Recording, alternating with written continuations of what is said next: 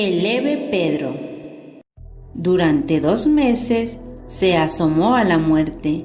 El médico murmuraba que la enfermedad de Pedro era nueva, que no había modo de tratarla y que él no sabía qué hacer.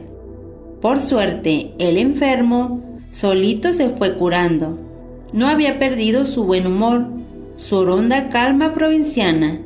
Demasiado flaco y eso era todo. Pero al levantarse después de varias semanas de convalecencia, se sintió sin peso. Oye, Dijo a su mujer: me siento bien, pero no sé. El cuerpo me parece ausente. Estoy como si mis envolturas fueran a desprenderse, dejándome el alma desnuda. «Languideces», le respondió su mujer. Tal vez. Siguió recobrándose. Ya paseaba por el caserón, atendía el hambre de las gallinas y de los cerdos, dio una mano de pintura verde a la pajarera bulliciosa y aún así se animó a echar la leña y llevarla en carretilla hasta el galpón. Pero según pasaban los días, las carnes de Pedro perdían densidad. Algo muy raro le iba minando, socavando, vaciando el cuerpo. Se sentía con una ingravidez portentosa. Era la ingravidez de la chispa y de la burbuja, del globo y de la pelota. Le costaba muy poco saltar limpiamente la cerca, trepar las escaleras de 5 en 5, coger de un brinco una manzana alta. «Te has mejorado tanto», observaba su mujer, «que pareces un chiquillo acróbata». Una mañana Pedro se asustó. Hasta entonces su agilidad le había preocupado, pero todo ocurría como Dios manda. Era extraordinario que, sin proponérselo, convirtiera la marcha de los humanos en una triunfal carrera envolada sobre la quinta.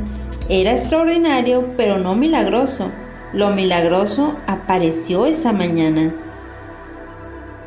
Muy temprano fue al potrero. Caminaba con pasos contenidos porque ya sabía que en cuanto taconeara iría dando botes por el corral. Arremangó la camisa, acomodó un tronco, cogió el hacha y asestó el primer golpe. Y entonces, rechazado por el impulso de sus propios hachazos, Pedro levantó vuelo. Prendido todavía del hacha, quedó un instante en suspensión, levitando allá a la altura de los techos y luego bajó lentamente. Acudió a su mujer cuando Pedro ya había descendido y con una palidez de muerte temblaba agarrado a un grueso tronco. Casi me caigo al cielo. ¡Tonterías! No puedes caerte al cielo. Nadie se cae al cielo. ¿Qué te ha pasado? Pedro le explicó a su mujer y ésta sin asombro le reconvino. Te sucede por hacerte el acróbata.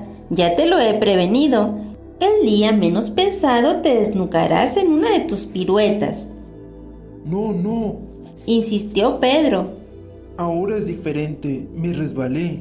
El cielo es un precipicio, Pedro soltó el tronco que lo anclaba, pero se asió fuertemente a su mujer. Así abrazados volvieron a la casa. «Hombre», le dijo Eb, que sentía el cuerpo de su marido pegado al suyo como el de un animal extrañamente joven y salvaje, con ansias de huir en vertiginoso galope. «Hombre, déjate de hacer fuerzas, que me arrastras. Das unos pasos como si quisieras echarte a volar». ¿Has visto? Algo horrible me está amenazando, Esa tarde, Pedro, que estaba sentado en el patio leyendo las historietas del periódico, se rió convulsivamente y con la propulsión de ese motor alegre fue elevándose por el aire. La risa se trocó en terror y Eb acudió otra vez a las voces de su marido. Alcanzó a cogerlo de los pantalones y lo trajo a la tierra. Ya no había duda.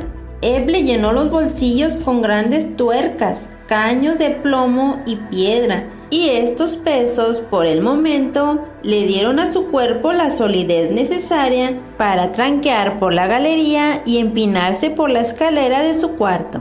Lo difícil fue desvestirse.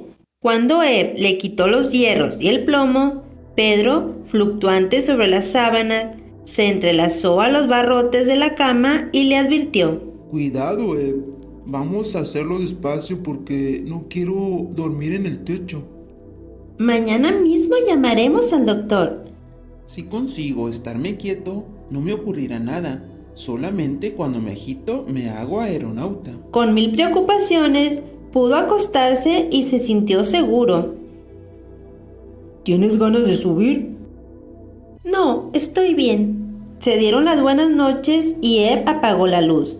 Al otro día, cuando Eb despegó los ojos, vio a Pedro durmiendo como un bendito con la cara pegada al techo. Parecía un globo escapado de las manos de un niño. ¡Pedro! ¡Pedro!, gritó aterrorizada. Al fin Pedro despertó, dolorido por el estrujón de varias horas contra el cielo raso. ¡Qué espanto! Trató de saltar al revés, de caer para arriba, de subir para abajo, pero el techo lo succionaba como succionaba el suelo a Eb. Tendrás que atarme de una piedra y amarrarme al ropero hasta que llames al doctor y vea qué es lo que pasa. Eb buscó una cuerda y una escalera, ató un pie a su marido y se puso a tirar con todo el ánimo. El cuerpo adosado al techo se removió como un lento dirigible aterrizaba. En eso se coló por la puerta un correntón de aire que la dio la leve corporeidad de Pedro y, como a una pluma, la sopló por la ventana abierta. Ocurrió en un segundo. Eb lanzó un grito y la cuerda se le escapó de las manos. Cuando corrió a la ventana, ya su marido, desvanecido, subía por el aire inocente de la mañana. Subía en suave contoneo como un globo de color fugitivo en un día de fiesta, perdido para siempre en viaje al infinito.